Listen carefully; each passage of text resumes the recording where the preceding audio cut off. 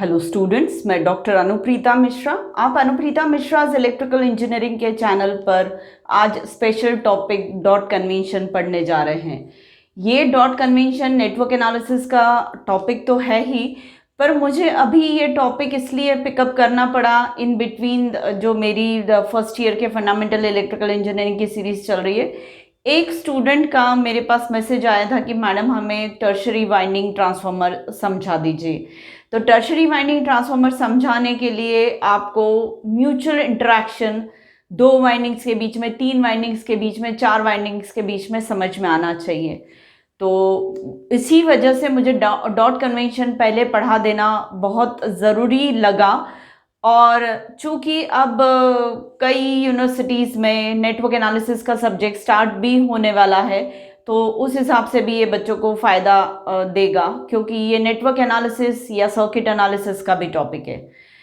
इसके साथ साथ मैं ये भी बता दूं कि आप इससे पहले ज़रूर से मेरे ट्रांसफार्मर एक्शन के चारों वीडियोस देखिएगा।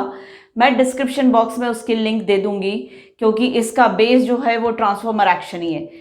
वो इसलिए कि ट्रांसफार्मर एक्शन हमको अच्छे से समझा देता है कि 2 वाइंडिंग एक दूसरे को म्यूचुअली कैसे इंटरेक्ट करती है, और दोनों वाइंडिंग्स का एक दूसरे के साथ म्यूचुअल इंटरेक्शन फुल्ली डिपेंडेंट रहता है उसके रैपिंग सेंस पर।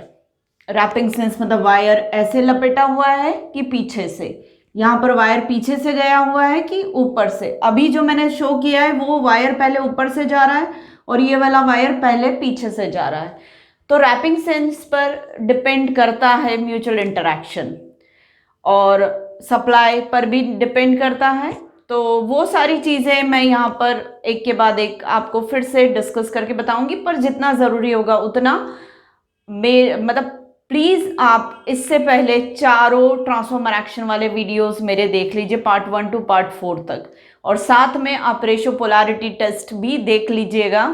उस वीडियो में भी आपको थोड़ा बहुत मैंने डॉट कन्वेंशन के बारे में बताया है। चलिए अब ये समझ लेते हैं कि डॉट कन्वेंशन होता क्या है।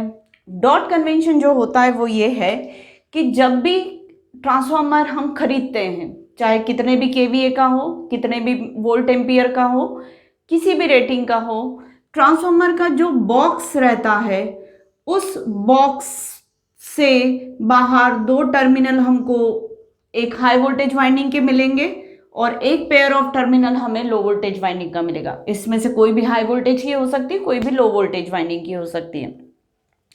ये ट्रांसफार्मर से 4 टर्मिनल बाहर आ रहे हैं, तो ये 2 समझ लीजिए ये वाले दोनों हैं, और ये वाले जो है वो समझ लीजिए ये दोनों टर्मिनल है।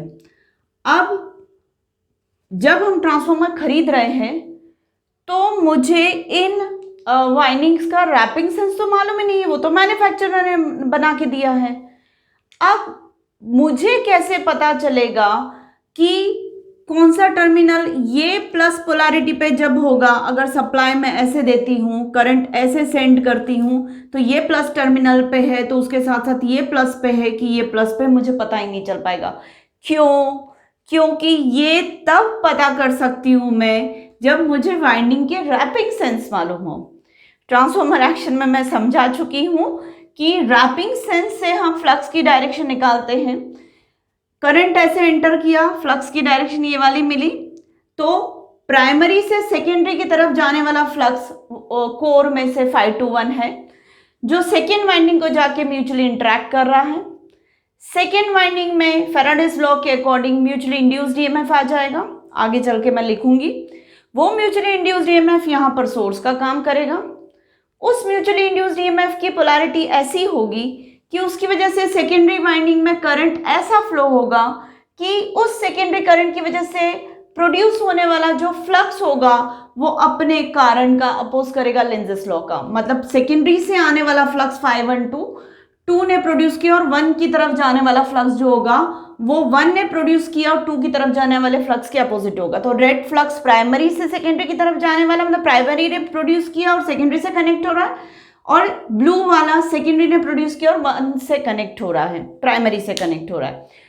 तो ये दोनों एक दूसरे को अपोज करेंगे, तो फ्लक्स की डायरेक्शन तो अपोजिट ही मिलेगी।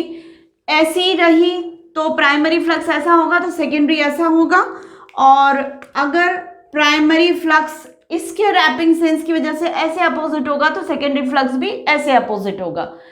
प्लीज फिर से कहूंगी, आप ट्रांसफॉर्मर एक्शन के वीडियोस जरूर देखिए। तो जब दोनों फ्लक्सेस एक दूसरे को अपोजिट, मतलब प्राइमरी से आने वाले फ्लक्स को सेकेंडरी फ्लक्स अपोज कर रहा है, पर ये कौन मेंटेन करता है, यहाँ पे प्रोड्यूस्ड ईएमएफ की पोलैरिटी ऐसी होगी कि वो करंट ऐसी डायरेक्शन में प्रोड्यूस करेगा कि उसकी वजह से जो फ्लक्स प्रोड्यूस होगा वो अपोज करेगा। तो अब यहां पर अगर मैं देखूं कि फ्लक्स ऐसे प्रोड्यूस हुआ है तो यहां पर फ्लक्स थंब की डायरेक्शन में ऊपर ही रखना पड़ेगा तभी अपोज करेगा, तो ऐसा होगा।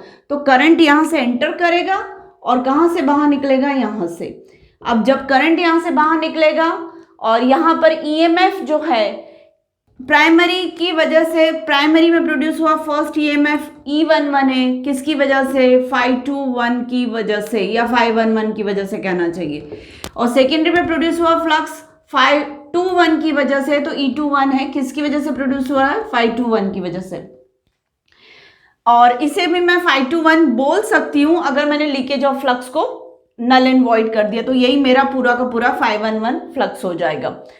तो ये वाला जो ईएमएफ है वो पहले प्रोड्यूस हो रहा है सेकेंडरी वाइंडिंग में, किसकी वजह से, प्राइमरी से आने वाले फ्लक्स की वजह, मतलब म्यूचुअली अफेक्ट कर रहा है ना, प्राइमरी से आने वाला फ्लक्स सेकेंडरी वाइंडिंग को, जो कि इसके साथ इलेक्ट्रिकल कनेक्शन में नहीं है, म्यूचुअली अफेक्ट हो रही है ये वाइंडिंग, उसकी वजह से सबसे पहले उस वाइंडिंग में ईएमएफ इंड्यूस हो रहा है। और यहाँ पे कुछ भी इलेक्ट्रिकल सोर्स नहीं है, कोई एनर्जी अभी तक नहीं थी, पर पहला कौन अपीयर हुआ, E21 अपीयर हुआ, तो E21 यहाँ पर सोर्स का काम करेगा और सोर्स के पॉजिटिव पोलैरिटी से ही करंट निकलता है, इसलिए ये टर्मिनल वाइंडिंग का प्लस पोलैरिटी पे होगा और करंट ऐसे बाहर जाएगा और ऐसे अंदर जाएगा। यहाँ से किसने डिसाइड किया, wrapping sense of the winding ने डिसाइड किया कि करंट यहां से बाहर निकले कि यहां से बाहर निकले। आप उल्टा करके देखना बेटा, तब भी मैंने ट्रांसफॉर्मर एक्शन समझा था, तब भी कहा था कि आप रैपिंग सेंस बदल के करके देखिएगा। मतलब ये टर्मिनल भी प्लस पे होगा, क्यों, क्योंकि एनर्जी प्रोवाइडर ये है, ये कंज्यूमर है, तो कंज्यूमर की हमेशा प्लस पोलैरिटी से करंट एंटर होता है और सोर्स की हमेशा प्लस पोलैरिटी से बाहर आता है।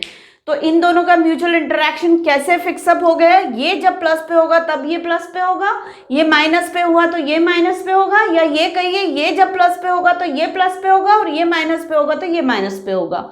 अब मैन्युफैक्चरर मुझे या तो इन दोनों पे डॉट लगा के देगा इस ट्रांसफॉर्मर के, या फिर इन दोनों पे डॉट लगा के देगा, क्यों, ताकि मैं उस ट्रांसफॉर्मर को जब आगे किसी पर्टिकुलर एप्लीकेशन में लगाती हूं तो मुझे समझ में आ जाएगा कि मुझे लोड कैसे कनेक्ट करना है।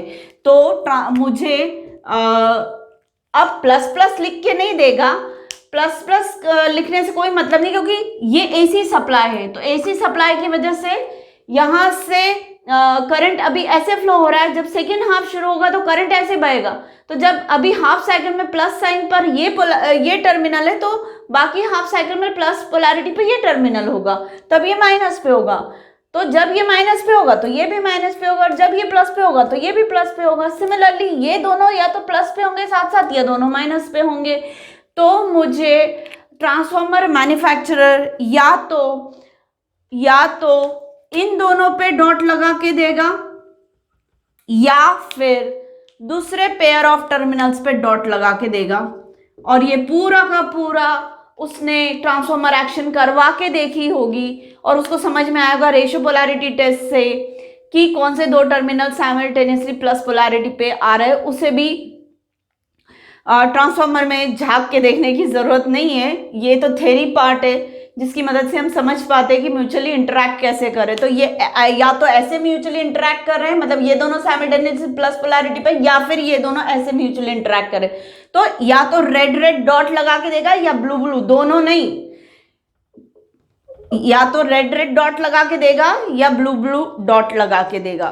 तो ये पूरा डॉट कन्वेंशन क्या होता है, क्यों होता है, तो जब डॉट वाले टर्मिनल्स हमें मिल जाते हैं तो इस ट्रांसफॉर्मर को मैं जहां भी यूज करूंगी उस हिसाब से, अगर मैंने इसको सेकेंडरी बनाया तो उस हिसाब से लोड लगाऊंगी, और इसको सेकेंडरी बनाया तो इसको लोड उस हिसाब से लगाऊंगी।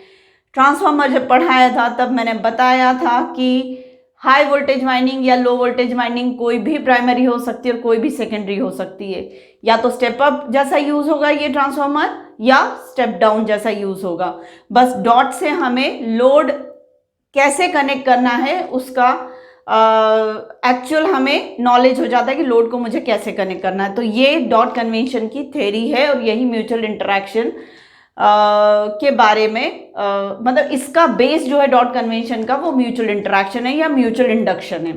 ठीक, अब जब मुझे यहां पर टोटल ईएमएफ मैंने ट्रांसफार्मर एक्शन के दौरान भी आपको बताया था कि प्राइमरी वाइंडिंग में ईएमएफ इंड्यूस हो रहा है E1 और सेकेंडरी वाइंडिंग में ईएमएफ इंड्यूस हो रहा है E2। जब इकलौता एक ही फ्लक्स था, कौन सा वाला, सिर्फ Φ21 फ्लक्स जो कि Φ11 के बराबर है, क्योंकि लीकेज ऑफ फ्लक्स को मैं 0 मान रही हूं। ये मैं परमिएबिलिटी ऑफ द कोर 100% मानकर चल रही हूं। तो परमिएबिलिटी इनफाइनाइट मान के चल रही हूं और रिलेटिव परमिएबिलिटी जो है वो 100% मानकर चल रही हूं।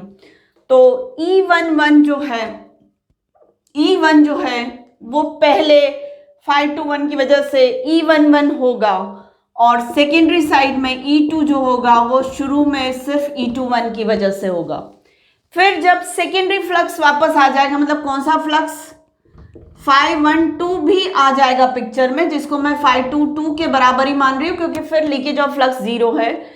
तो प्राइमरी कहना चाहिए सेकेंडरी वाइंडिंग में E22 अपीयर हो जाएगा सेल्फ इंड्यूस्ड ईएमएफ और प्राइमरी में E12 इंड्यूस हो जाएगा म्यूचुअल इंड्यूस्ड ईएमएफ। मतलब जब अकेला Φ21 था तो दोनों में एक एक ही ईएमएफ था, इसमें सेल्फ इंड्यूस्ड ईएमएफ था प्राइमरी में और सेकेंडरी में म्यूचुअल इंड्यूस्ड ईएमएफ था।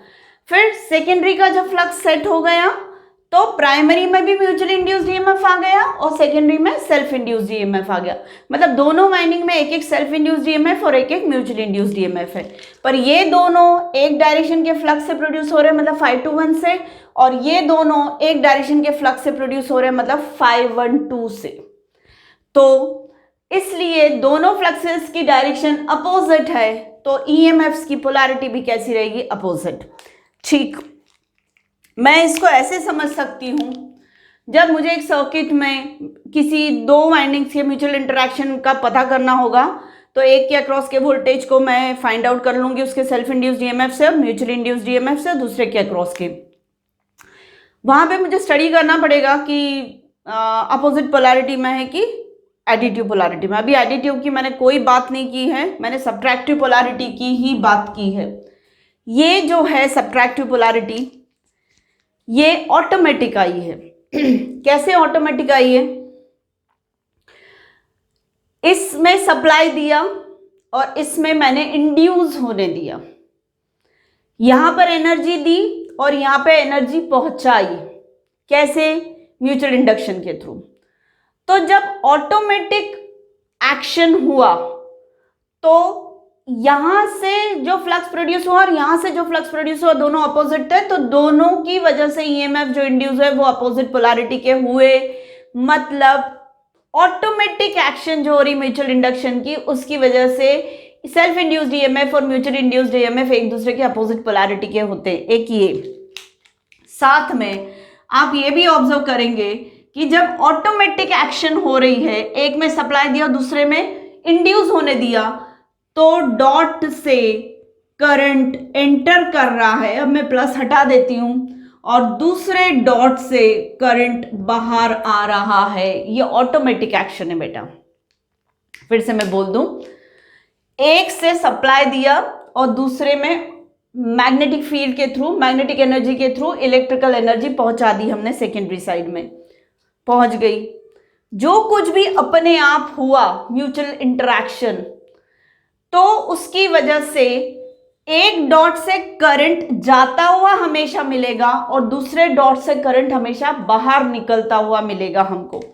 और ये क्यों हो रहा है, क्योंकि दोनों फ्लक्सेस कैसे होने चाहिए, अपोजिट डायरेक्शन के। ठीक, अपोजिट डायरेक्शन के होने की वजह से दोनों वाइंडिंग में सेल्फ इंड्यूस्ड ईएमएफ के अपोजिट पोलैरिटी हमको म्यूचुअल इंड्यूस्ड ईएमएफ की मिलेगी, सेल्फ इंड्यूस्ड के अपोजिट हमें म्यूचुअल इंड्यूस्ड की मिलेगी। इन दोनों को मैंने माइनस इसलिए बताया क्योंकि ये इस तरफ वाले फ्लक्स को मैं निगेटिव बोल रही हूँ, और इन दोनों को पॉजिटिव इसलिए बताया क्योंकि 5 to 1 को मैं पॉजिटिव बोल रही हूँ। तो दोनों अलग अलग डायरेक्शन के फ्लक्स की वजह से प्रोड्यूस हुए, इसलिए इनकी पोलैरिटी डिफरेंट है, और साथ में दोनों फ्लक्सेस अपोजिट हैं, इसलिए एक डॉट से करंट एंटर हो रहा है और दूसरे डॉट से करंट बाहर जा रहा है।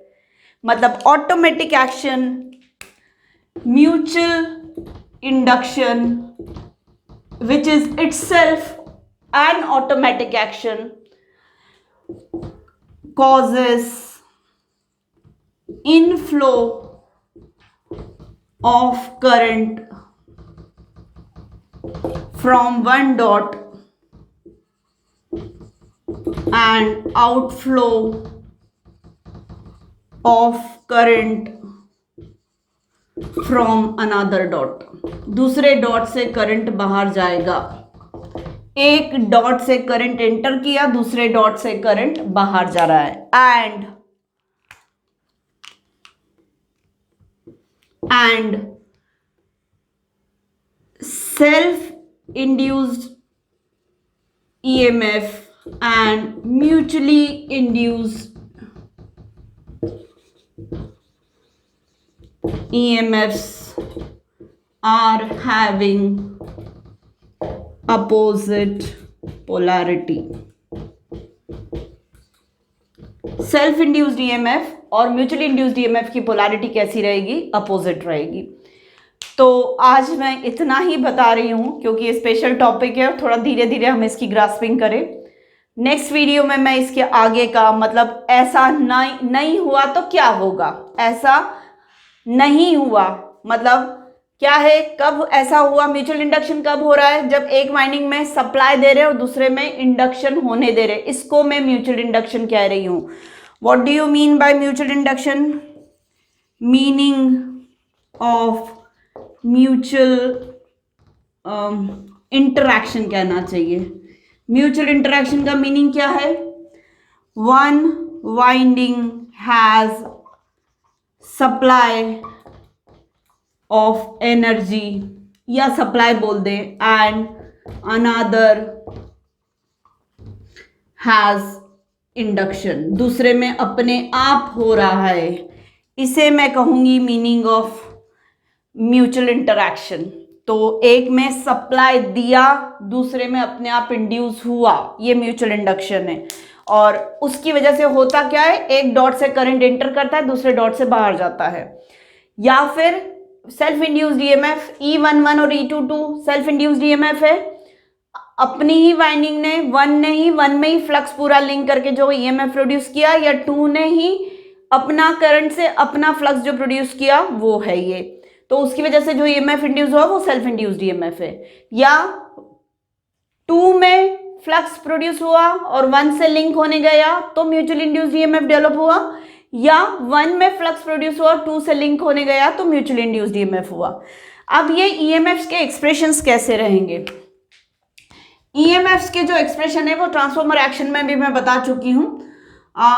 ये जो E11 होगा वो प्राइमरी वाइंडिंग के नंबर ऑफ टर्न्स में 511 फ्लक्स ही लिंक हुआ, तो N1 d∅11/dt ये फैराडेज लॉ के अकॉर्डिंग ये ईएमएफ इंड्यूस होगा। और दूसरा जो होगा वो सेकेंडरी वाइंडिंग में प्राइमरी से आने वाला फ्लक्स लिंक हुआ। प्राइमरी ने कौन सा फ्लक्स दिया? 521/dt, जिसकी वजह से N1, ये मैं प्राइमरी वाइंडिंग का म्यूचुअल इंड्यूस्ड ईएमएफ लिख रही हूँ, इसलिए मुझे उल्टा लेना पड़ेगा। N1 नंबर ऑफ टर्न्स से कौन लिंक हो रहा है? सेकेंडरी से आने वाली फ्लक्स लाइन्स लिंक हो रही 512, जिसकी वजह से म्यूचुअल इंड्यूस्ड ईएमएफ प्राइमरी में डेवलप हो रहा है। ऐसी सेकेंडरी में म्यूचुअल इंड्यूस्ड ईएमएफ पहले डेवलप हो रहा है तो N2 नंबर ऑफ टर्न से कौन लिंक हो रहा है? 521 लिंक हो रहा है, तो d∅21/dt। और इसी वाइंडिंग ने अपना ही फ्लक्स अपने ही नंबर ऑफ टर्न से अपना ही फ्लक्स लिंक किया, जिसकी वजह से ये ईएमएफ इंड्यूस हुआ। अब ये प्लस पोलैरिटी पे पहले तो ये माइनस में रहेगा, ये माइनस में तो ये प्लस में रहेगा, सिमिलरली ये प्लस में तो ये माइनस में रहेगा, और ये माइनस में तो ये प्लस में रहेगा। इसी तरीके से मैं प्लस माइनस माइनस प्लस यहां दिखा देती हूं ऐसा। तो ये एक्चुअली सब्ट्रैक्टिव मैनर में मुझे बता रहा है कौन, म्यूचुअल इंडक्शन। ये आपको याद रखना है, ये दो चीजें याद रखना है। इसके आगे ही मैं म्यूचुअल इंटरैक्शन की कहानी को आगे बढ़ा पाऊंगी। अगर ऐसा नहीं हुआ तो ये भी नहीं होगा, ये भी नहीं होगा, तो क्या होगा, उस पे बात करनी है अपने को आगे। मैं आप लोगों को ये जो एक्सप्रेशंस बताए हैं फैराडेज लॉ के अकॉर्डिंग, एक टाइप का एक्सप्रेशन ये भी होता है, E1 जो होगा प्राइमरी में बहने वाला current di1 n d5/dt L di/dt, तो di1/dt या फैराडेज लॉ के according number of turns into rate of change of flux जो है, ये सेल्फ इंड्यूस्ड ईएमएफ या म्यूचुअल इंड्यूस्ड ईएमएफ का ये फॉर्मेट होता है। दूसरा फॉर्मेट जो होता है वो L di/dt टाइप का भी होता है। तो मैं आगे के वीडियो में इसको लेकर भी बात करूंगी, L di/dt को लेकर। अब मैं इस पैटर्न के फैराडेज लॉ के अकॉर्डिंग ईएमएफ का एक्सप्रेशन ना बात करके मैं सर्किट में बात करूंगी, क्योंकि मुझे नेटवर्क एनालिसिस में करंट और वोल्टेज को डील करना है। तो नेचुरली मुझे ये वाला एक्सप्रेशन काम करनी है, मेरे काम का ये वाला एक्सप्रेशन है, क्योंकि सर्किट में बहने वाला करंट मुझे चाहिए। तो आगे जाके मैं इसको लेके बात करूंगी।